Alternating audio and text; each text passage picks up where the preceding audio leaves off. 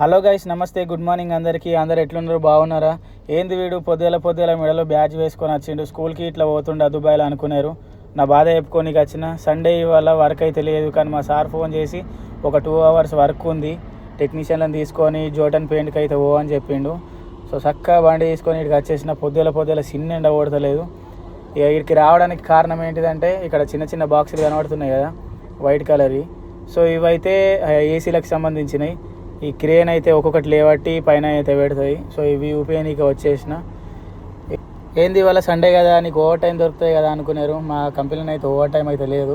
ఇక సార్కి రెస్పెక్ట్ ఇచ్చి అయితే డైరెక్ట్ వచ్చేసిన. ఈ ఒక్కో యూనిట్ ఒక 40 ton 50 ton 60 ton రాకుంటాయి.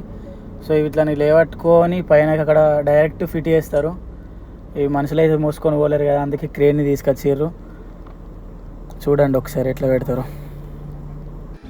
మన ఏసీలో అయితే గాల్లో తేలినట్టుంది, పాట వేసుకొని అయితే పైన పోతున్నాయి. చూడుర్రి.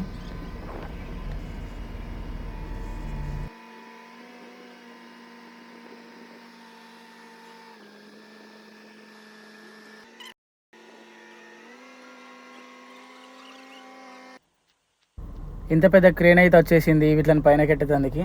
సో ఈ క్రేన్ ఎంత వెయిట్ మొయ్యగలదో ఎవరికైనా తెలుసుంటే కామెంట్ బాక్స్లో కామెంట్ చేయండి. పొద్దుగాల 5 స్టార్ట్ అయింది ఎండ, ఎట్లా ఓడుతుందో చూడుర్రి.